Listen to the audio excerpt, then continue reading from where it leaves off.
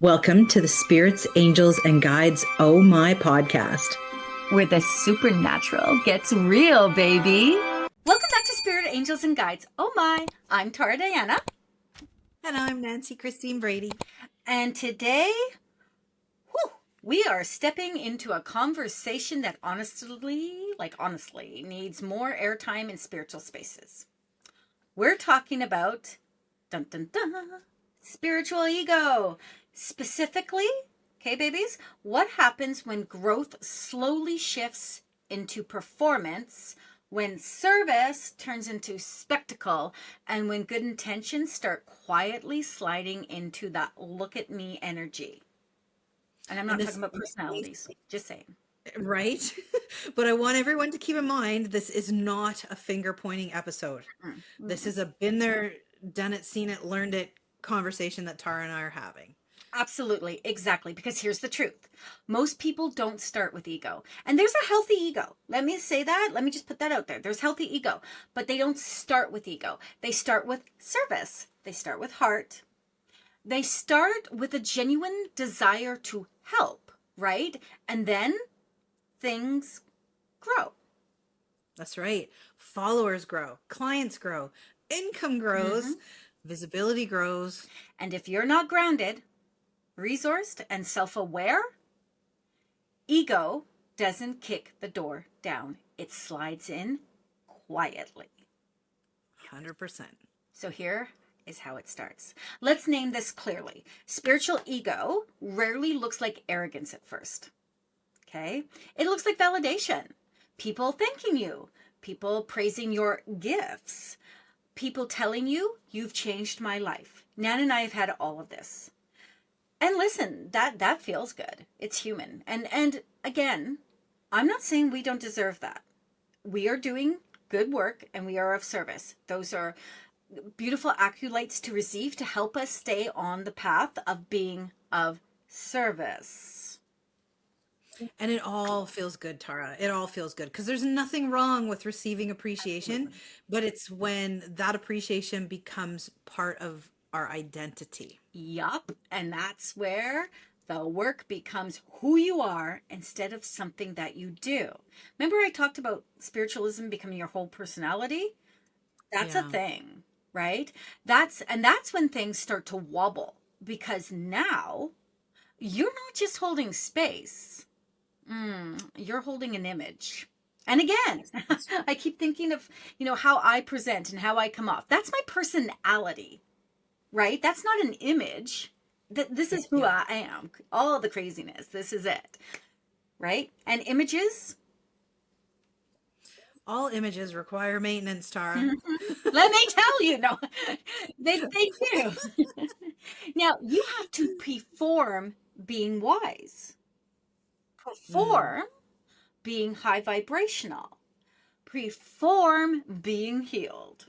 And the moment you feel tired, messy, uncertain, or human, there's freaking shame instead of support. Yeah. And so let's talk a little bit about when growth turns into that performative type of space. Let's talk about performance spirituality because that, Tara, is where things can get really dangerous. And I had a mentor who was in that space, sadly. Absolutely. I've always been the person, Nan. This is why you and I gel so well, is that it's never been about quantity. It's always been about quality with me. So performance spirituality is when your practice is no longer about embodiment. It's about optics. Again, I like to look good. I have a certain look. But it's about what you post, how spiritual you look. That's not me. Ain't no beads and all that jazz. How aligned your brand feels. Yeah. It really is spirituality curated for consumption. Oh, that's such a good way to put it, Nanaboo. And the tricky part, it often gets rewarded. Algorithms reward it. Audiences reward it. Money can reward it. Yeah, and we've seen a few practitioners go down this road, and that creates a loop, Tara. Ooh, It just creates this big loop. like around and around and around. And Mm. you do more of what gets applause. Even if it Yeah. disconnects you from your mother fluff and truth, you start teaching things you don't actually live anymore. Maybe you don't even know. You start selling certainty instead of wisdom. You start avoiding nuance because nuance doesn't sell as cleanly. And can I say this, please? All these soul entrepreneurs and spiritual masterminds and all this jazz, F you. F you. Like, for real. I'm going to just say that to you, right? Like, seriously, you're coming across. If I see one more person tell me they can help me, have $3 million months, I'm going to, like, seriously become violent.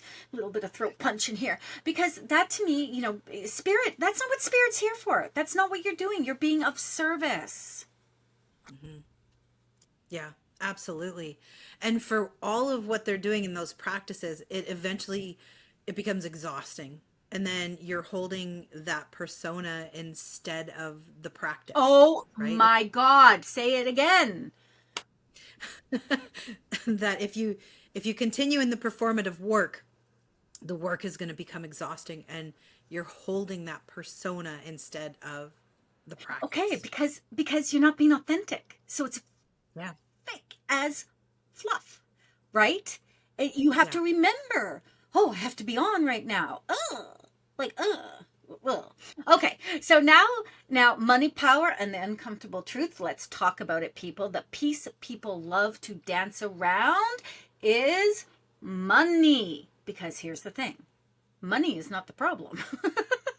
No, no, not at all. There is nothing unspiritual about financial success, babies. That's truth. And some of us have to work really hard to get that mindset, right? Being of service, we should. And there's the other thing where people think we should give this for free because these are gifts. But anyway, Hmm. no one should actually, Nan, feel guilty for being compensated well for meaningful work. Yeah, I agree. I agree. But, and this is the big but, how money is made matters. Well, then we get into ethics, Tara, because ethics matter. Deeply. So deeply. We've both seen this space turn into fear based marketing, scarcity Yeah, tactics, overpromising transformation. Holy Jesus. that one, a big one. Selling enlightenment like it's a limited time offer. Oh my God, totally. Or even positioning yourself as the only gateway to healing. Okay, I'm just going to say this. I have never gatekept my clients. I've always been open because it ain't just about me. I have beautiful people I work with, and spirit loves that. So that really is the big red flag right there. If someone needs you in order to be whole, like you only, like I can only deal with Tara, I can only deal with Yeah. Nancy, something's off, right? Oh, agreed. Ethical spiritual business empowers people to leave stronger, not dependent. Oh, Yeah. so many moments. So many Tara Oh triggers. my lordy. So, how do you stay in your power as you grow? Because this is a big one.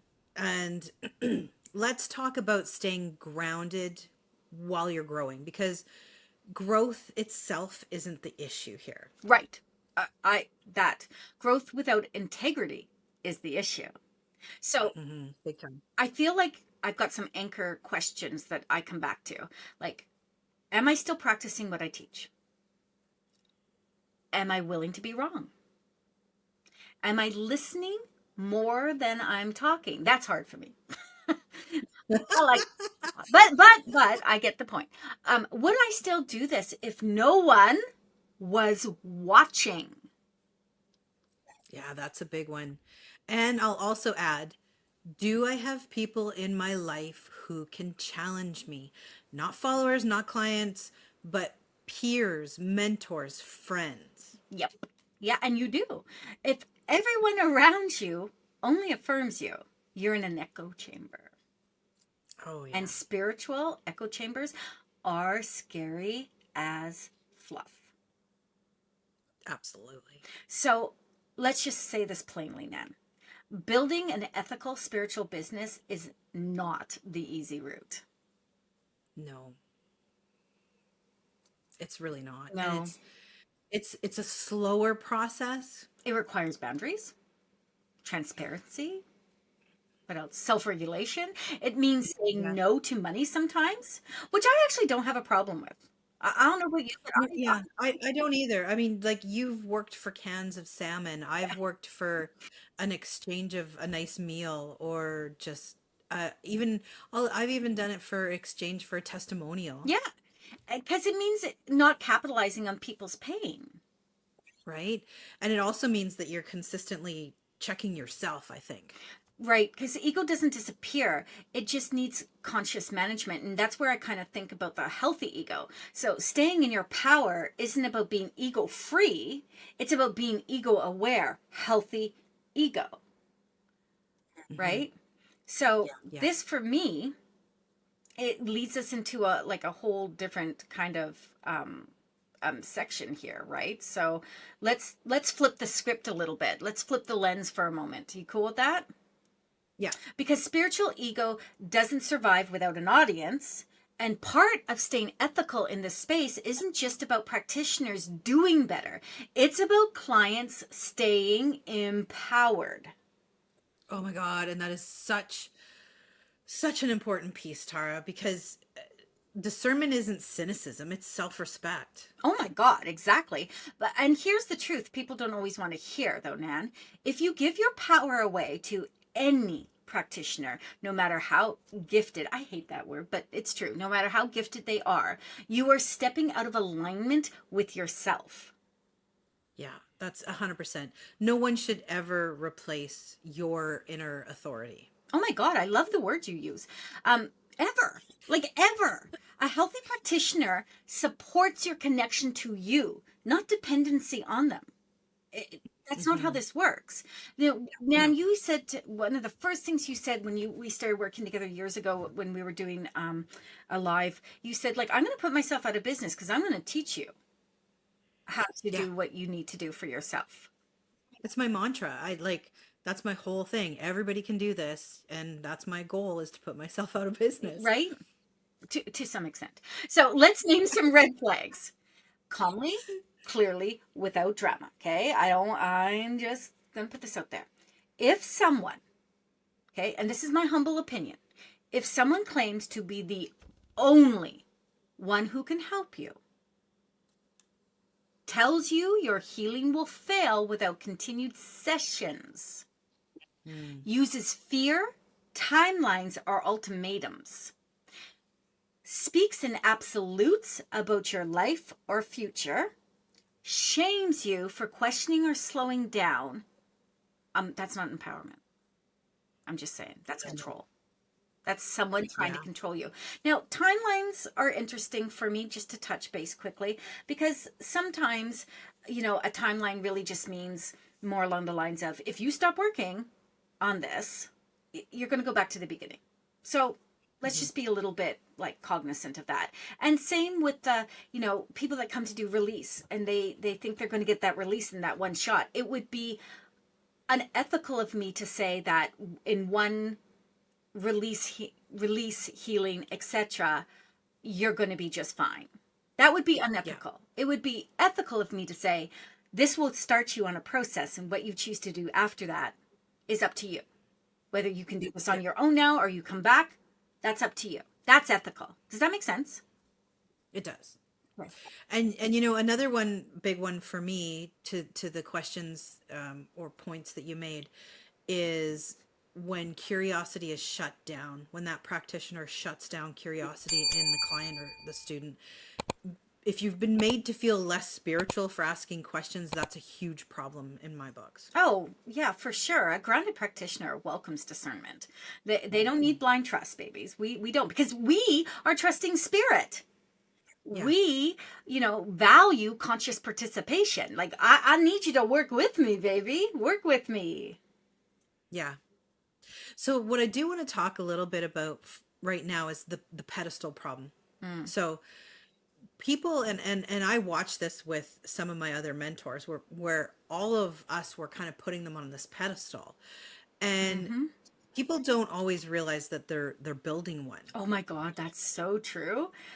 Yeah. And listen, putting someone on a pedestal might feel like admiration, but it kind of creates imbalance, right? Yes. Once someone is above you, you stop trusting your instincts, right? You override your Yeah. own knowing, and then you defer decisions you should be making yourself. Yeah. Yeah. And the practitioner on the pedestal, well, then they're suddenly put under pressure to perform, right? That is a big one. That is a big one. Suddenly, the practitioner, who may be not sitting in unhealthy ego, may be sitting in healthy ego, feels this immense pressure, right? Yeah. Which will change everything in the dynamic of the work you're doing with them. At Yeah. least in my opinion, it would, right? Hmm. So that's where ego and burnout suddenly both show up. Healthy spiritual relationships are a side by side, not a top down, Yeah. right? It's like when Yeah. I say that spirit works with me, not for me. And I Exactly. don't work for Exactly. spirit. It's that side by side. Yeah. So here are some questions clients can ask themselves. How about um, let's start with a few grounding questions, for the listeners that you guys can sit with. Do I feel more empowered after working with this person or more dependent? Mm. That's a big one, right? That's huge. It's It falls back huge. to you and I, Nan, talking about putting ourselves out of business. We want you to be empowered after being with us. Yeah. Am I encouraged to trust myself or to defer to them? Do I have to go back to them? I'm literally dealing with Mm. someone right now that no matter what I do, so I have to remove myself, right? Hmm. Do I feel safe saying no, taking a break, or questioning guidance? I'm all for that. If you are like, oh wait, I need a moment, take the moment. When you do mentorship with me, there's no timeline to the sessions. Do you know what I mean? Like you Yeah. don't have to finish this in like 3 months. You don't have that's how much Right. space there is, but you can because that's cool. That's cool. I can make anything work. Does this work integrate into my real life? Or, and this is tricky, is it pulling me away from it? Yeah. That's a big one. Mm-hmm.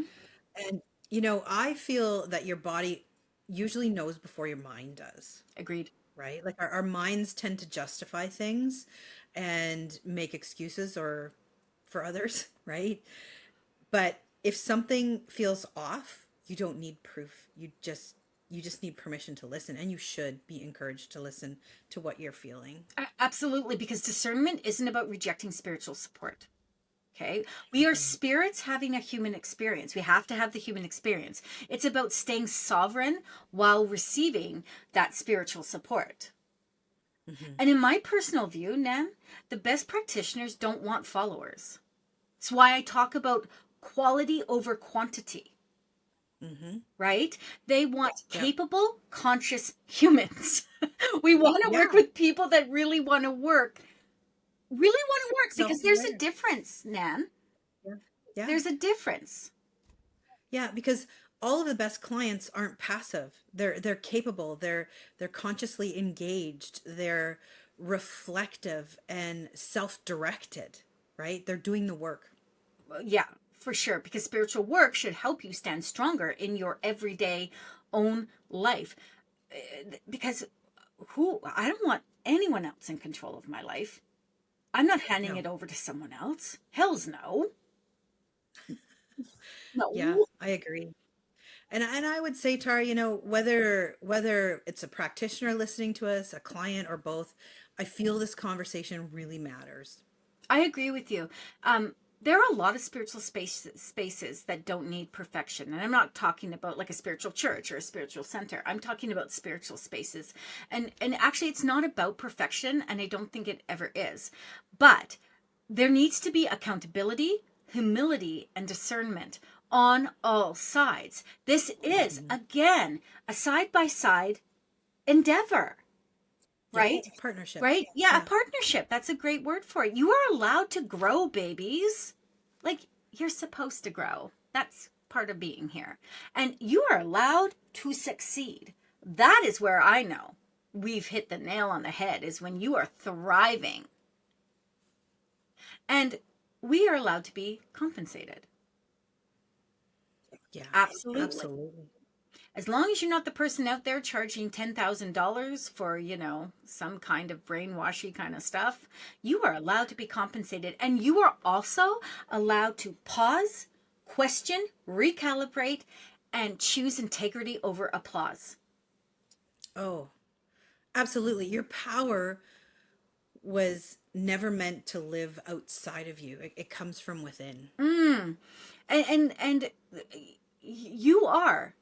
You are the beautiful soul that wishes to be of service. Then you're trusting a process with spirit. As long as you're doing the work, you're collaborating with spirit, whatever that looks like to you. Maybe it's the God of your understanding, maybe it's your spirit team, maybe it's the loved ones on the other side. And anyone walking with you on this path should be helping you remember that. Your power was never meant to live outside of you, like Nanny said. Don't Hmm. like you shouldn't forget it, and they shouldn't let you. Yeah. I like this topic, Nan. Yes, and we want to thank everyone for sitting with us in this conversation because these are the types of conversations that matter. Oh, so much so. And I just want to put this out there. When you're looking for a mentor, when you're looking for someone, and I want to say this, mentorship does not have to mean you're becoming a practitioner, that you're going to become an energy practitioner or a medium or an intuitive reader. This is about learning how to work with your spiritual self. So that can be self-love, self-care work, empowerment work. It can be learning how to divinely trust your intuition, etc., etc. When you're looking for a mentor, you're going to want to sit with that person, and that person should want to sit with you. Not for like Mhm. 30, 40 minutes, for, 5, 10 minutes. Just have a conversation to see what that feels like for you, because you don't want to be sold anything. They shouldn't be trying to sell themselves to you. Mhm. They should literally be trying to see how you two could work together. And a practitioner should never be afraid to say no. I'm sorry, we're not a good fit. Yeah. Right? They should never be afraid to say that. So in that regard, Nan, do you have anything else to add to all of that? I mean, you talk a lot about really putting yourself out of it. We say that with love and light because there's always more for us to do. But you talk a lot about that. You talk a lot about, you know what? I just want people to be powerful enough that they don't need to come back to me. Yeah, and it's one thing that I've always said, like you do this full time for a living. Mm-hmm. I do this on Saturdays. I have a muggle job that I very much enjoy. So where I like to work with others and give back, I'll say, is on Saturdays. And so the whole point is, like you just said, I partner with people energetically. If I resonate with them, great. I do mediumship readings, I do spirit animal work, I do animal communication. All of it, people are leaving feeling better. And I always say, take what you can and leave the rest. And I've often said, when we come, if we're in training to a session, I can recommend other practitioners that might resonate with you. Like, it's really about setting the individual up for success. And eventually, like, everyone has, and I know you hate the word, but everyone has this gift. Everyone can talk to spirit and communicate. Everyone can tap into their inner GPS. And it's such a powerful thing. So I feel when you have the ethics brought into it, it's such a much more important thing. And you and I have mused, we always like, how do we do better on social media and this and that? And I remember you and I having a really profound conversation where, you know what, if I only have 200 followers and I'm making a difference just with one person, that's all that matters, Yeah, right? that is such a solid thought process for this type of business. There is this weird vibe that sometimes happens that people think you should, because you can communicate with spirit, you should just give it away, right? Yeah. Like you should just give it away. And then they will do things like, well, your price is too expensive. I have a thing where I can meet people where they're at now. So I can offer certain things and meet them where they're at. And being able to do that is very empowering for me, right? It's very much a good vibe, high vibe kind of feeling. And I wonder sometimes if the people who come in, because I'll never turn anyone down unless we are just absolutely not a good fit. Does that make sense? Right. So if the vibe isn't there, if I can't help them, if Spirit and I discern that this is not going to be viable for either of us, and ultimately that will be coming down to a pleasant experience. You know what I mean? If I have to fight this person to do the work, or if the person is incapable of wanting to do the work themselves, they want me to provide all the answers and the changes and all those things, then I'm okay to say no. But if you're coming to me and you're saying, you know, I really want to do the work, I'm just maybe financially challenged. Right. That conversation can be had. Right? I will never give away for free, but that conversation can be had. So I think it's really vital to, one, not take advantage of people as a client. Right? Don't come to me and tell me you can't pay my standard one, because you know that I can, you know, help where they're at. And two, don't overcharge people and turn them away because, you know, they can't afford your fee. Oh my God, that so reminds me of someone saying to me one day, oh, I'm not charging anything less than $500 if they want to spend time with me. And I was like, okay, you do you. That's not me. Yeah. I'm not breaking the bank. Remember, I said we were talking about one of your mentors, and I was like, the hells that I'm taking someone's rent payment or mortgage payment, and then telling them to wait 1.5 years to see me. How is that helping anyone? Yeah, her wait list was up to 3 years at some points. And paid in advance. Paid in advance, yeah. Yeah, that to me is the lowest of the low. That's like a kind of thing. And again, how are you going to help someone 3 years down the road when they need a loved one to come in that passed away? No. That tells me everything I need to know about that practitioner. Period. Hard stop. And that is shade. Yeah. Okay. So, if you have enjoyed this episode, I resonated with you. We invite you to reflect, not judge. Don't be a Tara.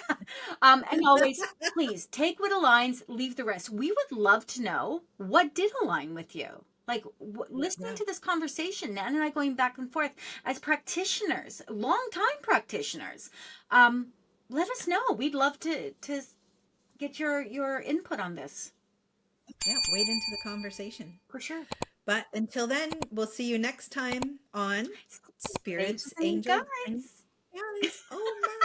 We were going to try to do that together, guys. We were going to see that's not a thing. That didn't work. Follow us, subscribe, send this to someone you think needs to hear this, and we love you, and we'll catch you next time. Bye. Bye. Thanks for joining us on this journey into the wonderfully weird and metaphysical. If you loved what you heard, don't forget to follow us for more insights and behind the scenes fun.